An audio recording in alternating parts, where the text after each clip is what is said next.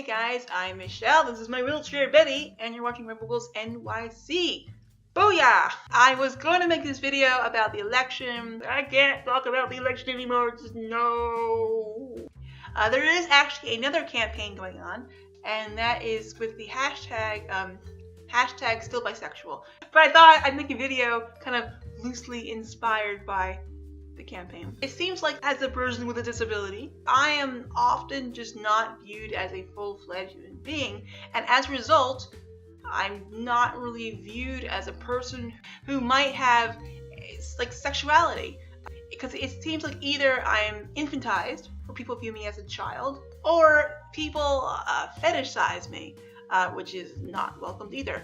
But the truth is that people with disabilities are full-fledged human beings. No, it's shocking and true. Thus, we have varying sexual orientations. Me personally, I'm bisexual because for me, love is about the soul.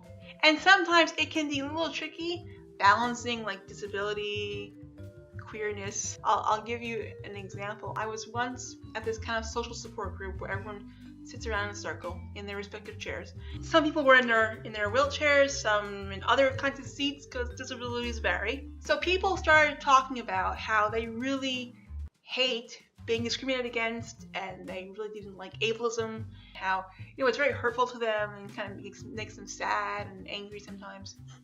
And I don't know how it segued into this topic, but it did.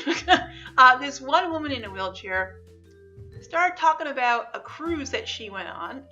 On this cruise, she made friends with a whole bunch of gay men, and she kept saying things like, "Oh, I just love gay men. They're just so much fun." And the thing is, it wasn't an insult, but not all gay men are like fabulous, because they vary. So it was kind of like a weird comment, like, you know what? I'm gonna fill this conversation out and see where it goes, and go from there.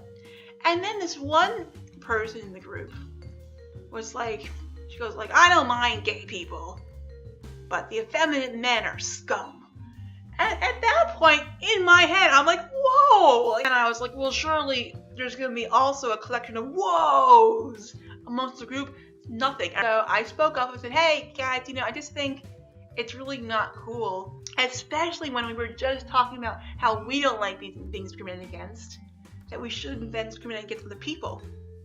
Silence! I'm like, woo, okay, I have unintentionally, but apparently I've totally isolated myself from this group.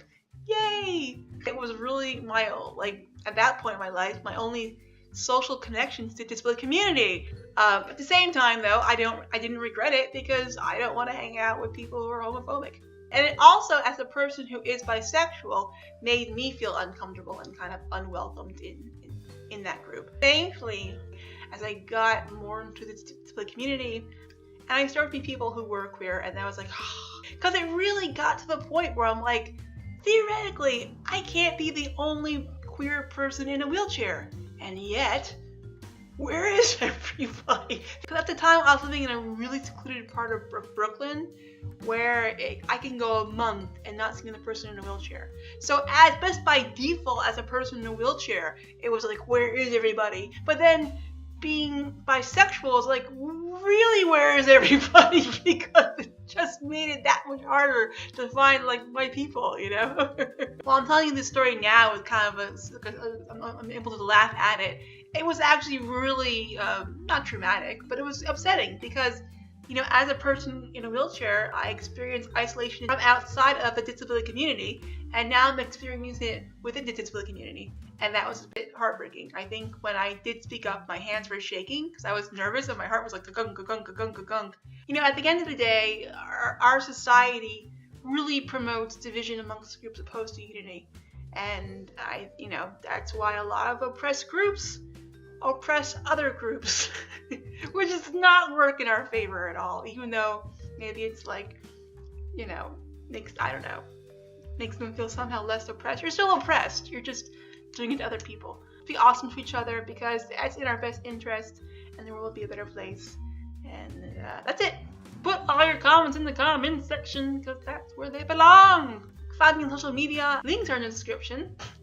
And yes, and also, if you ever have any questions, I'm still trying to get this going. If you ever have any questions, ask me questions and I'll answer them in future videos. So that's it. Hope you have a good day. Bye!